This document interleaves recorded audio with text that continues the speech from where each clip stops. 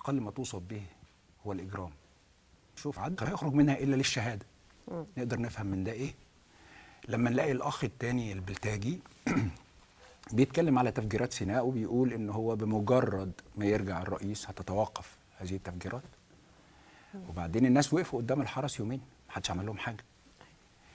يدعوا ان هم ساعه صلاه الفجر تفاجئي بان في تويتات قبل ميعاد صلاه الفجر بتتكلم عن اراقه دم.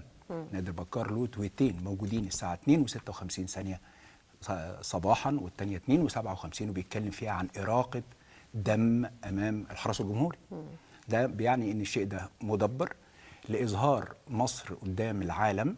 هم بيراهنوا على الجانب الدولي والجانب الامريكي، لان امريكا هنقول ايه موقفها في القوس السني والهلال الشيعي قصه ثانيه، وموقف اوباما من الجزء ده. فهم بيراهنوا على ان العالم يشوف ان الجيش المصري بيقتل ابنائه، وهذا لم يحدث. والجيش المصري مش في عقيدته ده ولا في ادبياته، ولكنها في ادبيات الاخوان. الاخوان يقتلون بعضهم، وده من زمان، من الاربعينات. بعتوا علبة حلاوة المولد المفخخة لأحد قيادتهم وتوفى هو وبنته لما فتحوا هذا الطرد. وفي الأيام اللي فاتت لما ضرب بالخرطوش وضرب زميله وسلم السلاح بتاعه للي جنبه ومشي يعني عدى من فوقه زي ما بيقولوا اللبنانيين، مش عارف عمل ايه كده وعدى.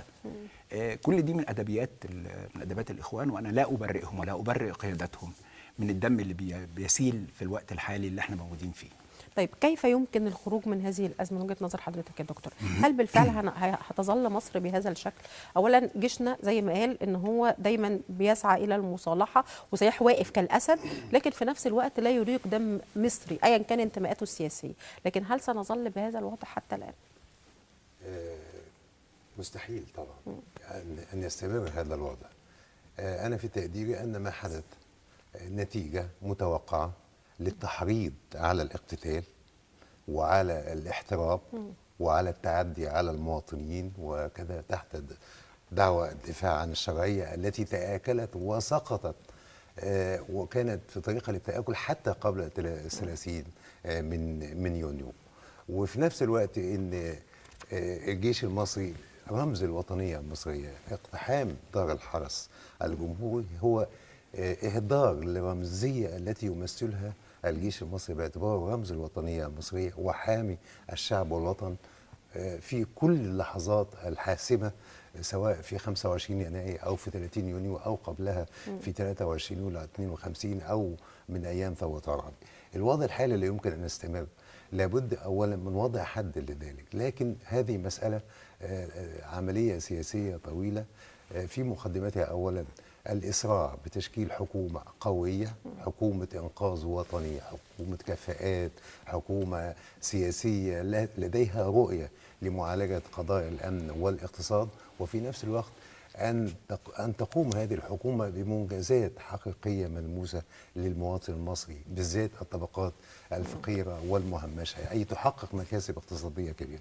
هذا ازاي ده يتم في ظل هذا الاحتقان اللي موجود؟ نعم. او في ظل ما يحدث في الشارع؟ من الناس بدات ان هي تقلق شويه ان هي ممكن وهي ماشيه تتضرب. ده شفت حضرتك في المانيال عملوا ايه في الناس؟ لدينا مساران لا يتعارضان. المسار الاول استكمال العمليه السياسيه، تشكيل الحكومه والاسراع في تشكيلها وعمل برنامج ليها على راسه الامن والاقتصاد، وفي نفس الوقت اعلان دستوري جديد يحدد العلاقه بين السلطات، يعني مسار الطبيعي للاقامه الدوله. ايضا المسار الاخر هو المسار الامني، تعامل الجيش والقوات المسلحه والجهاز الامني مع هذه المحاولات، سواء بالقبض على من يحمل سلاح دون ترخيص او من يحرض على العنف، وفي نفس الوقت محاصره هذه الجماعات. محاصرتها ليس بمعنى قطع الطعام والشراب عنها، لانهم كانوا موجودين عند رابعه منذ عده ايام، وكانوا موجودين لدى عند الحرس الجمهوري منذ عده ايام، ولكن محاصرتهم بمعنى ان ينزع سلاح الجماعات التي تؤيدهم وينقطع عنهم امداد الاسلحه والتي يقومون بتخبئتها تنشئتها بطرق شتى.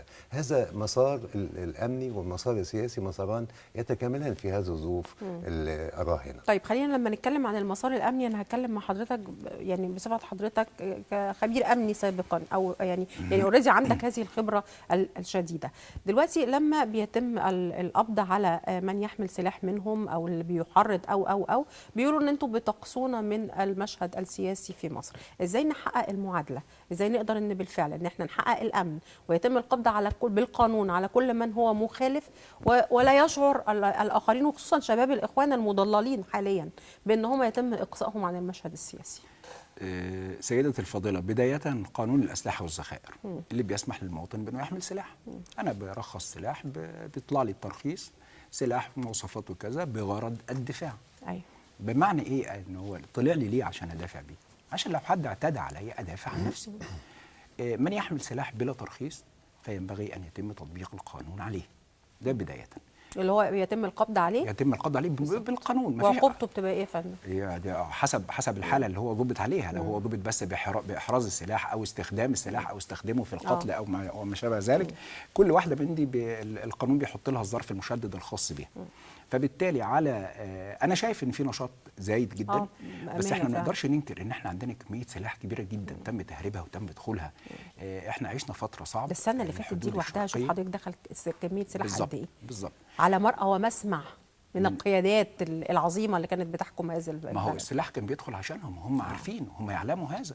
وطلع في ايام مدينه الانتاج الاعلامي اللي طلع قال ان اخونا خيرت الشاطر محضر 10,000 مقاتل وعندهم الاسلحه وجاهزين لبدايه ساعه الصفر. كل الكلام ده موجود عندهم سلاح، وانا شايف الداخليه بتشتغل كويس قوي، الجيش بيشتغل كويس قوي، وفي عمليات بتتم على مستوى الجمهوريه على مستوى عالي جدا. كميه الاسلحه اللي بتتظبط اسلحه كتير جدا، لكن ما نقدرش نقول ان احنا بنقدر نظبط بنسبه 100%، لان طرق التهريب كانت كتير قوي.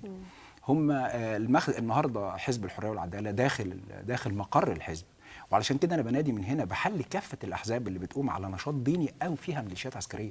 قانون الاحزاب نفسه بيحرم كده. فلما نلاقي اسلحه موجوده داخل مقر الحزب فيبقى اذا هذا الحزب اللي عنده ميليشيات والعسكريه وينبغي حله. فاحنا عايزين دلوقتي في الوقت الحالي ان الرئاسه تطلع علينا بكلام واضح وصريح في مصارحه كامله للشعب. لازم الناس تعرف اللي حصل قبل كده، لأن اللي حصل قبل كده كان هيودي البلد في 60 داهية. في بيان النهارده القوات المسلحه بالتالي يوضح بعض الامور ايضا. وضح بعض الامور، لكن المتحدث العسكري متحفظ في الجانب السياسي. هو كان بيتكلم في الجانب الامني اكتر، لكن متحفظ في الجانب السياسي. احنا عايزين المصارحه على الجانب السياسي عموما. ايه اللي حصل في الاول وايه الهدف من وراء الناس دي. في كلام بيتكلموا على وثيقه موجوده دلوقتي كانت موقعه من اشخاص معينين بمقابل مبلغ مالي للتنازل عن جزء من الارض المصريه، ان اوباما له يد فيها، ان امريكا كانت بتسعى لتشكيل القوس السني من مصر وسوريا علشان تحارب عنه بالوكاله الهلال الشيعي اللي موجود جوه ايران، وبالتالي تقوم دوله دينيه جوه اسرائيل، وبالتالي لما يكون في دوله دينيه على حدودها يبقوا زي بعض، تضمن ولاء اسرائيل. كل الكلام ده بيدور دلوقتي، والمفروض ان احنا ناخد بالنا منه كويس قوي ونعرف الضغط الامريكي جاي منين. فعلى القائمين دلوقتي على الامن يشدوا حيلهم كويس، ياخدوا بالهم من مناطق الالتهاب. وانا جاي دلوقتي قابلت ناس من المانيال وعرفت ان هم يشتروا سلاح. اهل المانيال اشتروا سلاح لانهم اعتبروا اللي حصل عندهم طار بينهم وبين الجماعات. يعني هم الجماعه دي عايز توصلنا لفين؟ ما هو دي المشكله، ان بالفعل دلوقتي اللي احنا كنا يمكن في بدايه الثوره او استكمالنا للثوره يوم 30 يونيو الكل قال ان لا اقصاء لاحد والوطن للجميع، وان لازم الناس كلها تبقى متلاحمه مع بعضها لرفعه هذا الوطن. من كتر اللي عملوه، حتى لو كان في واحد عنده احساس برحمه ولا بشفقه تجاه اي انسان من الاخوان، دلوقتي اللي حصل العكس، كل واحد عنده طار بايت، كل ام عندها طار بايت، والطار مش من دلوقتي، الطار من اللي فات، من السنه اللي فاتت. طب ازاي في وسط كل هذه المشاحنات هنوصل للمصالحه الوطنيه؟ ما هنفضل طول عمرنا بقى في هذا الوضع. يبقى الحل ايه؟ هل الحل ان يتم فعلا القبض على كل هؤلاء الرموز بتاعتهم علشان يعني يعني الشيء الشر لابد من بتره، ولا الحل ايه؟ بدايه زي ما حضرتك بتتكلمي على ضبط رؤوسهم، هو دي نظريه بنسميها تجفيف المنابع، بمعنى انك انت بتمسكي الرؤوس بتاعتهم المموله، واعتقد ان القبض على خيرت شاطر وعلى احمد وعلى ابو اسماعيل والمبالغ الماليه اللي لسه في عنده صفوت حجازي ده دول موجودين ويعني اجبن من انهم يخرجوا من داخل ربع العدويه، هم موجودين جوه. لكن عمليه ضبطهم داخل المكان ده ممكن تكون عمليه مكلفه شويه، يعني تبقى صعبه على القوات الامن. ينبغي ان يكون الحل هنا في نوع من المناوره، لكن ما اعتقدش يعني اعتقد انها ممكن تتم بطريقه او باخرى، ممكن تنتهي. انما فكره عدم الاقصاء هي فكره وارده، بس عدم الاقصاء لما ما يكونش في دم، لما يكون بيني وبين حد دم ما ينفعش.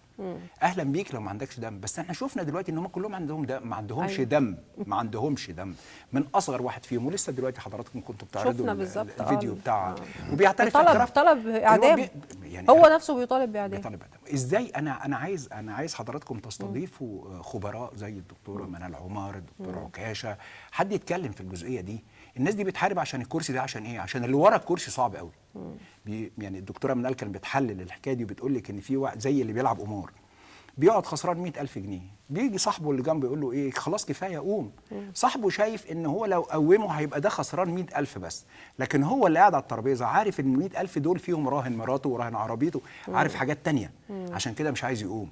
هو ده اللي بيعمله النظام اللي فات في القصه دي، اللي وراه بلاوي فمش عايز يخرج منها عشان ما تكتشفش كشفها بالظبط عند حضرتك. وبالتالي العقلاء منهم لو فيهم عقلاء، يعني لو فكروا وبمطلبهم ان هم خروج الرئيس المعزول من داخل الحرس الجمهوري او ايا كان المكان اللي فيه، لو عرفوا ان هذا الرجل هو اللي اضر بالاخوان المسلمين، يعني بالفعل هو ده كان زي الشوكه اللي بالفعل هدمت هذا الكيان اللي موجود من 80 سنه. حضرتك بتكلميني على تنظيم اممي، هذا التنظيم عيبه الاساسي انه تنظيم دولي من اول يوم فيه وهو خطر على الامن القومي.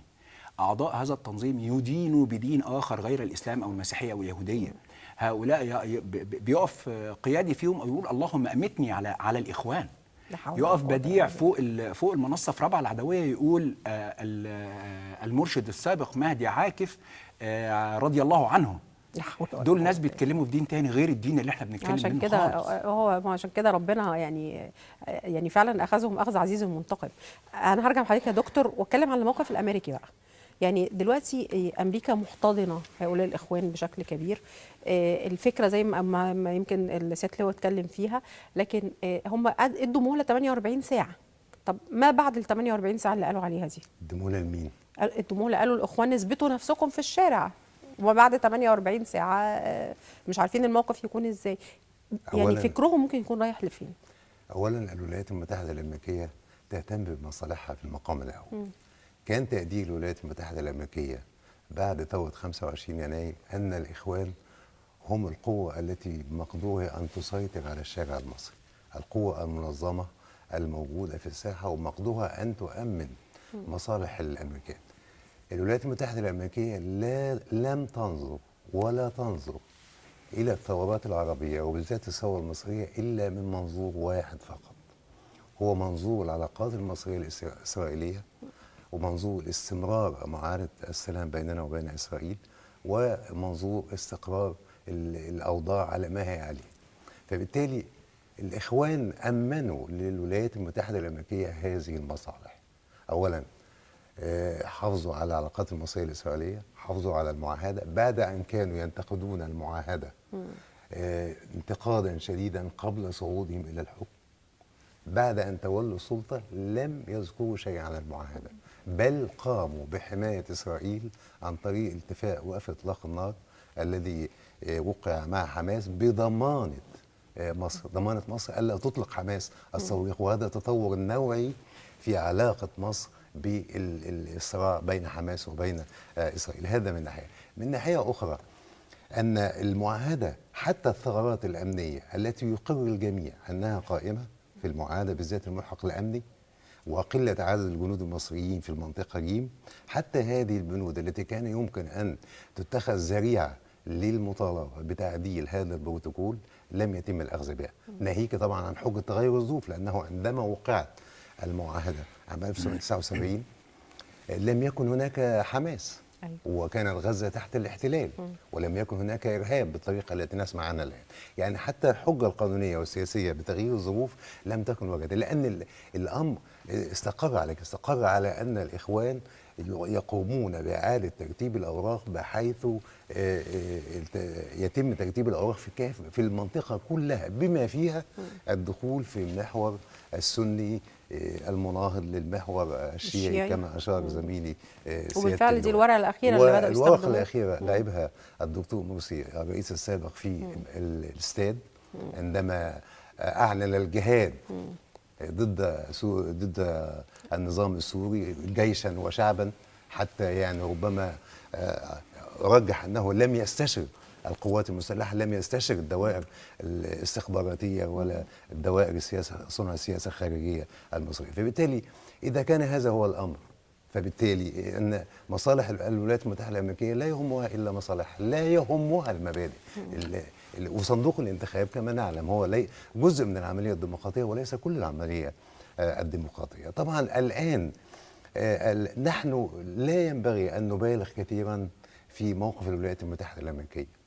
نحن في مصر قامت ثورة أو استكمال لمطار الثورة واسترداد الثورة كما يسمى بجد، لأن الثورة اختطفت فعلا من قبل الإخوان المسلمين في 30 يونيو، والملايين خرجت لتؤيد مطالب انتخابات رئاسية مبكرة وتؤيد المطالب الثورة المصرية كما لو كانت جديدة تماما. الجيش المصري استجاب لنداء الشعب المصري، استدعاه الشعب المصري، فأيد هذه المطالب وإدى مهلة، والثانية وقبلها حاول التوفيق بين القوى السياسية، رفضت الرئاسة. فبالتالي نحن لا ينبغي أن نعول كثيرا على الموقف الخارجي، نحن لأنهم يروننا بأعين مختلفة. هم أصل الإخوان يستقوا بهذا الموقف الخارجي، يعني دول عملوا نداءات، هم استقوا وده أحد الأسباب اللي تستند إليها الجيش في حماية الثورة وفي إعلان هذه المهلة، هو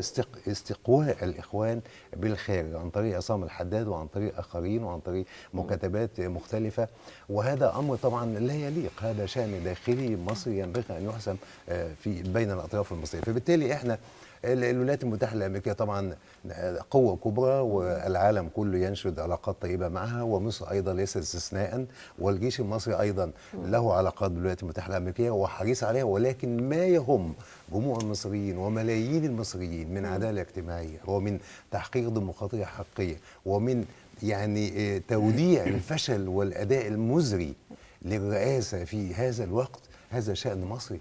أكيد طبعا لابد ان احنا يحسم في مصر. اكيد. طيب يمكن الدكتور اتكلم على يعني خطين لازم نسير فيهم، الخط الخاص بالرئاسه وهو التشكيل الوزاري الجديد وحقائب وزاريه جديده برئيس وزراء، ولكن لغايه النهارده احنا شايفين ان بيبقى في لسه هناك خلافات على اختيار رئيس الوزراء.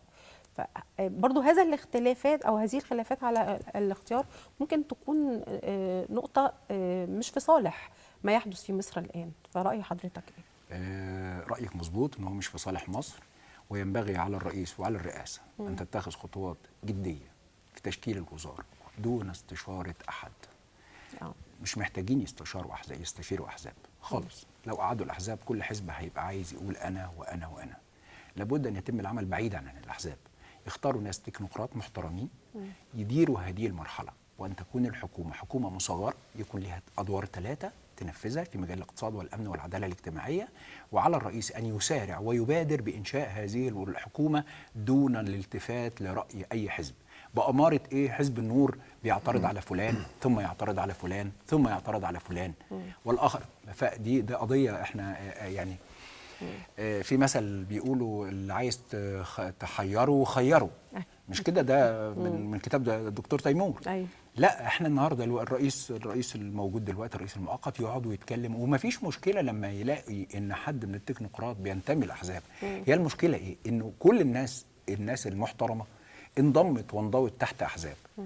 اذا كان الاختيار هيبقى واجب منهم عليهم ان هم يستقيلوا من احزابهم، ولكن احنا بلدنا ما هياش يعني هي زي ما بيقولوا بلادنا ولاده، في ناس ممكن يدوروا عليهم وممكن يرشحوهم.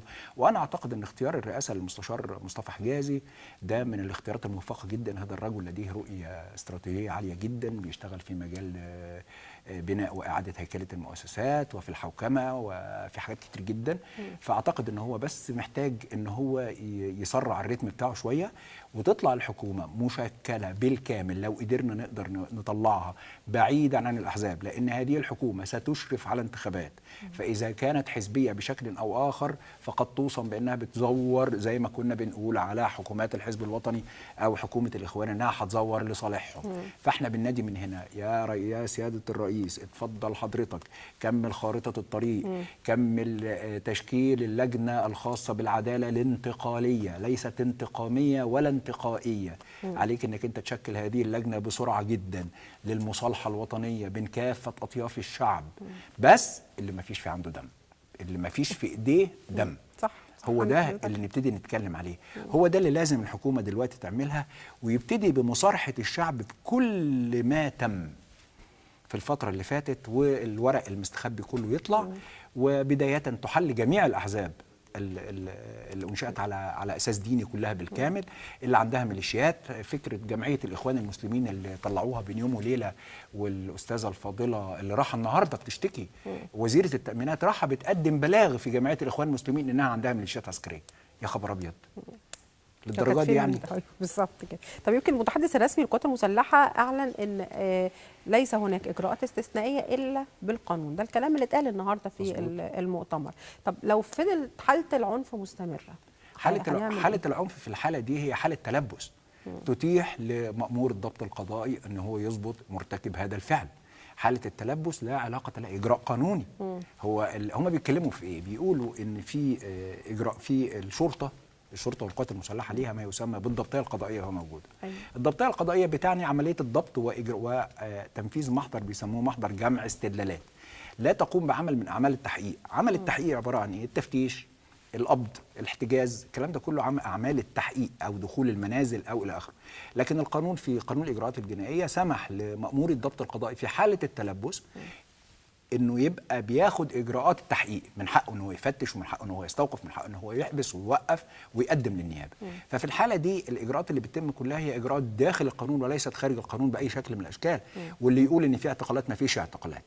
اوامر القبض طالعه ضد الاسماء اللي موجوده كلها، كل اسم قدامه دليل الادانه بتاعته يتفضل النيابه تحقق معاه، والنيابه موجوده وتحقق معاه بمنتهى الشفافيه قدام الناس كلها، ويطلع ورقه ويطلع القصه بتاعته اللي هو عايز يقولها.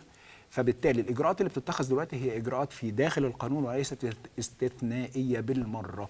طيب من يقف امام المنشآت زي مثلا الناس اللي واقفين قدام الحرس الجمهوري، والناس اللي واقفين عند مسجد رابعه وعند الجامعه وكل الكلام ده، هل من حق الجيش او الشرطه ان يتم القبض على من هو موجود هناك ولا لا؟ اقول لحضرتك، بعد 25 يناير وبعد 30 يونيو بقى في مكاسب محدده لا يمكن الالتفاف حولها ولا يمكن الارتداد عنها. مكسب هو حق التظاهر السلمي والاحتجاج السلمي. لو كانوا من هم موجودون سواء في رابعه او امام الحرس الجمهوري متظاهرين سلميين يعبرون ارائهم لا مانع، هذا مبدا اساسي ومكتسب بما لا يدع مجال للشك انهم مش سلميين. بما انهم ليسوا سلميين اذا هنا تطبيق القانون واجب، تطبيق القانون واجب على من يحرض على العنف، حرض على الاقتحام مؤسسات القوات المسلحه او غيرها من المنشآت العامه التابعه للدوله المصريه، او يحمل سلاحا يهدد به الماره او المواطنين. المواطن المصري البسيط بيسأل بيقول سؤال، لكن الاهم احنا عندنا قوتين جامدين، قوه الجيش وقوه الشرطه، ليه ما بيدخلوش على الناس دي ياخدوهم؟ ده كلام الناس في الشارع بحق يعني. الله، هذا موقف قد يعقد الصوره ولا يحلها. انا في تقدير ان محاصره هذه التجمعات بالاضافه الى تطبيق القانون الخاص بعدم التحريض على العنف وعدم التحريض على الاقتتال وعدم حمل سلاح بدون ترخيص او استخدام السلاح ضد منشآت الدوله، بالاضافه لذلك هناك جانب سياسي. الجانب السياسي ده اللي هو ضروره تواجد المتظاهرين السلميين من المؤيدين للنظام الجديد الذين وقفوا من يوم الجمعة 28 يونيو عام 2013 حتى إعلان القوات المسلحة وما بعدها، هؤلاء المتظاهرين، الشعب الذي نزل إلى الميادين أو الشوارع، هذا دعم سياسي لابد أن يكون موجودا في الميادين والشوارع لحصار هذه التيارات الانعزالية المنغلقة التكفيرية التي بصراحة لا تؤمن بالدولة الوطنية. الإسلام السياسي، ودي خطورة الأمر، ولم ينتبه إليه المصريون بعد ثورة 25 يناير، وكما لو كان المصريون انتخبوا هؤلاء نكاية في النظام السابق بالزبط. الذي كان يستخدمهم كفزاعة. المصريون جابوهم، ولكن هؤلاء هذا التيار نصفه تحت الأرض أو أكثر ونصفه فوق الأرض. الإسلام السياسي يعادي الدولة الوطنية. الإسلام السياسي في خصومة مع الدولة الوطنية منذ أن أنشئت، ويرى أنها دولة علمانية، دولة كافرة، دولة تدعو إلى الفسق، مؤسساتها مستباحة كما نشهد الآن. فبالتالي إحنا علينا مهمة كمواطنين مصريين أن نزود عن هذا الوطن، نزود عن هذه المكتسبات، وأن نحمي الجيش.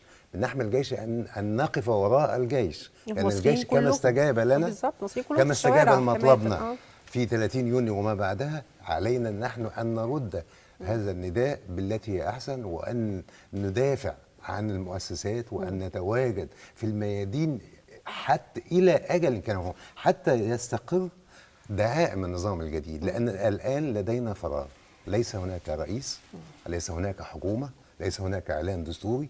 طبعا المدة قليلة، ونحن يعني لا نريد التعجل، ولكننا أيضا لا نريد التباطؤ. لابد من إصدار إعلان دستوري يحدد قواعد المنافسة السياسية ويستبعد الدين من السياسة، لأنه بصراحة طالما اختلط الدين بالسياسة واختلط السياسة بالدين فهناك مخاطر شديدة جدا. نحن لأول مرة في مصر نرى ذبح شيعة، شيعة يذبحوا، والتحريض على ذلك تم في وجود الرئيس السابق، وهذه جريمة بكل المعايير. مصر كان الرئيس السابق هو اللي دعا كده، مش هو اللي دعا في الاستاد لهذا الكلام. كل نوع، في بهائيين وفي شيعة وفي مسيحيين ودعا للعنف اللي موجود في الشارع دلوقتي. هذا أمر مرفوض. فبالتالي هيكلة قواعد العملية السياسية وتشكيل حكومة قوية وإنجازات اقتصادية ملموسة للمواطنين، خاصة الفقراء والمهمشين في الحواضر والأرياف، وهذه مسائل مهمة. ده الهدف الرئيسي اللي الكل شغال عليه، يمكن حتى المواطنين نفسهم.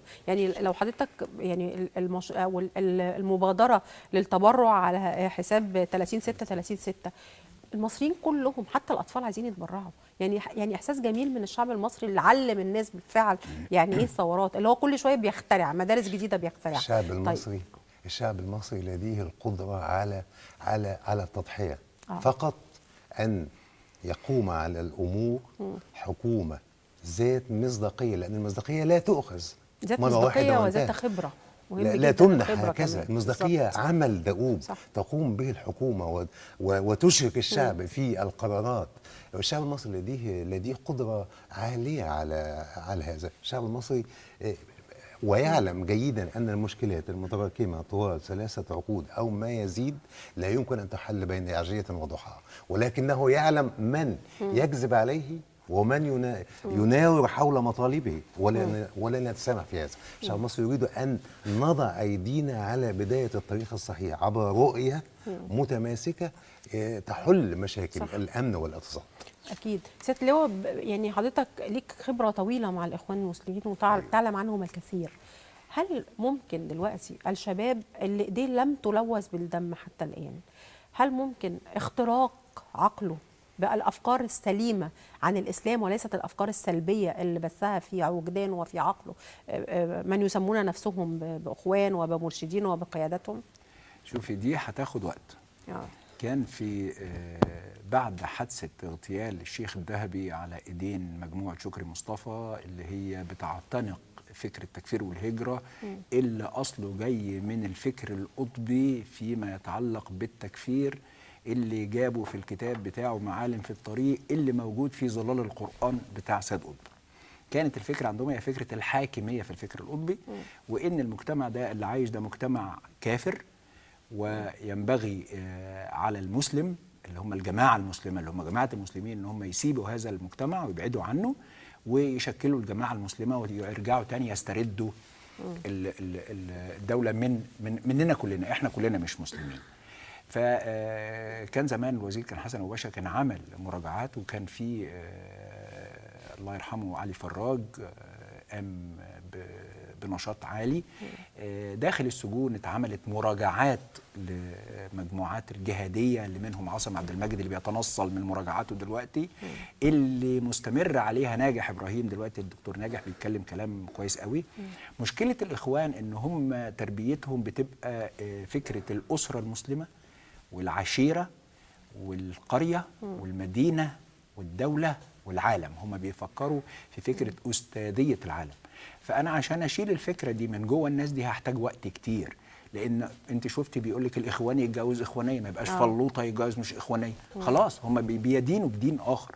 فينبغي على رجال الدين والازهر الشريف وكافه القنوات الدينيه المحترمه اللي بتخاطب عقول هؤلاء الناس وتفهمهم ان المسلمين هم كل المسلمين وليسوا الاخوان المسلمين. هم ليسوا اخوانا وليسوا مسلمين. ودي قالها حسن البنا نفسه، وفي آخر كلمة قال لذلك خلق الله الندم بعد اغتيال القاضي الخزندار. هو قال كده ليه؟ لأنه هو أقحم الجماعة في السياسة. هو في الأول بداية كان عاملها جماعة دعوية لغاية ما الإنجليز خدوه وادوا له الفلوس أيام قناة السويس اللي كانوا بيبنوا، وادوا له 5000 أول 5000 جنيه، وابتدوا هم يشجعوه علشان ينقلب على الملك. وبعد كده انقلب على الملك وبعدين رجع مع الملك. بقى الناس تنزل تقول الله مع الملك، هو يقول للإخوان. قصة شديدة التعقيد من زمان، وهم طلاب سلطة من يومهم. وما فيش واحد منهم دخل السجن عشان قضية وطن، علشان بس ما حدش يقول ان حد منهم دخل السجن عشان قضية وطن. كل اللي دخلوا السجن دخلوا علشان طلاب سلطة أو محاولة انقلاب أو إلى آخره، وكانوا بيعاملوا داخل السجون أفضل معاملة، وكان يستخدمهم النظام السابق كفزاعة للعالم كله، ينا يدول. وكانوا لما بيدخلوا السجون كانوا بيدخلوا نتيجة مخالفة في اتفاق مع الأمن، وهم بيقولوا كده. وحصلت الاتفاقات مع الأمن وقعدوا حد دخل 50 بس يروح مدخل 80، نروح معتقلين منهم شوية ياخدوا، وهم عارفين انهم بيعتقلوا. هو بيجي لك خد فلان وفلان وفلان نحبسه، وطب خرج لي فلان وفلان وفلان واديني كذا كرسي. دي ادبياتهم. فهتحتاج لوقت يعني شوية. صعب دلوقتي. لا في الوقت الحالي لا. يعني احنا بنأمل ان يعني ربنا سبحانه وتعالى قال انك لا تهدي من احببت ولكن الله يهدي من يشاء. يعني ربنا بالفعل يهديكم. يعني دي الحاجه اللي احنا بندعوها واحنا داخلين على رمضان. انا بشكر حضراتكم مره تانية، ويعني لكل المشاهدين دي نهايه حلقتنا. لكن قبل ما ننهي حلقتنا، برغم كل احساسنا بالحزن والالم على كل الارواح اللي راحت والضحايا والشهداء، لكن يعني احنا داخلين على شهر كريم. يا رب ربنا يعيده علينا بالخير واليمن والبركات. شهر رمضان ده شهر كريم، اوله رحمه واوسطه مغفره واخره عتق من النار لكل من يعلم الاسلام عن حق. فبيتمنى في الفتره دي او في الشهر ده ان هو يجمع كثير من الحسنات، ان هو في الاول يبقى فعلا اول 10 ايام يبقى رحيم. ومن لا يرحم لا يرحم. يا اخواني يا مسلمين اللي واقفين في الشارع بتقتلوا في الناس، من لا يرحم لا يرحم. لو عايزين رحمه ربنا مش ممكن تفضلوا تقتلوا في الناس بالشكل ده. واوسطه مغفره عشان ربنا يغفر. ربنا ما بيغفرش للقاتل. دم المسلم على المسلم حرام. والعتق من النار لازم بيمر بحاجات كتيره قوي. لا يعتق من النار من كان يده ملوثه بدم اخيه، لا يعتق من النار من كان يريد تدمير بلد او ينشر في الارض فسادا. فيعني يا ريت ترجعوا لرشدكم مره ثانيه. انا بشكر حضراتكم مره ثانيه وبشكركم مشاهدينا، وكل سنه وحضراتكم طيبين. شكرا.